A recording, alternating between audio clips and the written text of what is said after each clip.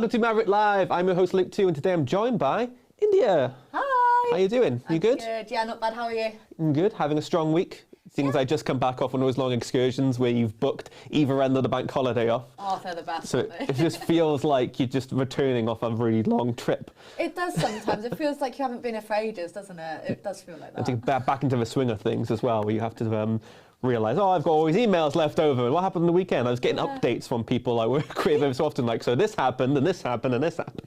Yeah, it's the 80 inbox emails there. Just sat there at the minute, but we'll go through them today. Eventually we'll get to them. Yeah.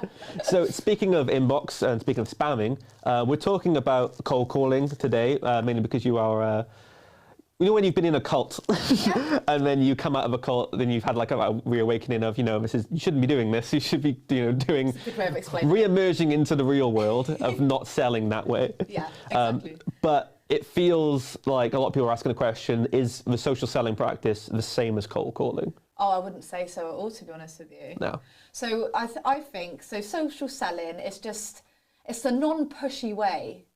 Cold calling itself is just so forward, abrupt, frustrating for both ends, to be honest. Can I ask you about your personal life in this next 10 seconds? Something small like that. It's just quite frustrating.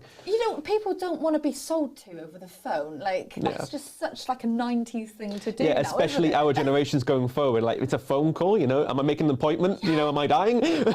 Why are you calling me like this? And I know people that will literally, they'll be on their phone and they'll just watch their phone ring out. Just won't answer it. If it's someone you don't know, says if you get a phone call, if you get like a number naturally, through actual social selling methods, they're like, oh, okay, I've talked to this person before, I know who this person is, I'll answer my phone. Yeah. But nowadays you get a bunch of spam calls. I think lately during, obviously with people being at home a lot more, they got a lot more frustrating calls. Yeah. A lot of calls where they phone, and if you do answer it, it's just silenced. Yeah. That's just because they're checking if the number is like live. Yeah. And then you get even more spam calls. You get those texts from Royal Mail. So there's a lot of fake stuff out there. Yeah. So it makes cold calling not just, a bad practice, but it makes it kind of unfeasible. Yeah, almost dangerous as well, to be honest with you, because you hear horror stories of people being charged on their phone bill. And yeah, I don't answer a number I don't know, and I'm sure about 80% of the people I know do the same. Yeah. So with these cold calling methods of literally they phone up and ask you, do you want this service? And then sometimes one person may say yes out of like a million. Bring that into social selling now. People are kind of making the mistake of doing the same thing. They're messaging you straight away to say, hey, do you want the service? 1 in a million again, the numbers game. Exactly. Yeah, so it's basically in the same sense. So, you get a connection request and all of a sudden you're getting pitched straight up. Yeah. You got this paragraph of, hey, I offer this, it's nice to meet you, blah, blah, blah, blah, blah.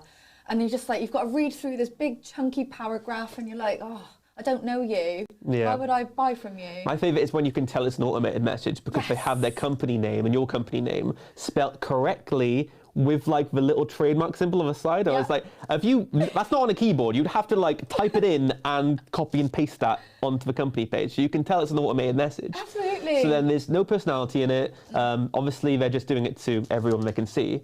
And once again, you don't know them and it won't work. No, exactly. And it's when they also include your full name, India Beaton. Yeah. Just the first name for me, thanks. Even a nickname would do. You say, oh, please, that's my father's name. You don't need that whole thing. So in terms of the social selling practice then, the best way to do it rather than cold pitching is to obviously engage with people before you start messaging them, which is the clear path. But you can't do that on a cold calling format. What are you going to do? You're going to send them a little answer phone message first of all going, hey, I loved your post, bye. That makes it so much easier though. Yeah. Don't you understand? It gets you to know the people better, so you know how to approach them, you know how to talk to them. And when you kind of you're mates with someone, it's easier to not only talk, but if you're trying to get them to look at a product that you do, it's a bit more easier for them to kind of engage with it. Yeah, you can learn more about them rather than just, more back in the day it was just a phone number and maybe you'd get a title. Here's your leads. His name is Dave and he's a senior manager at this place.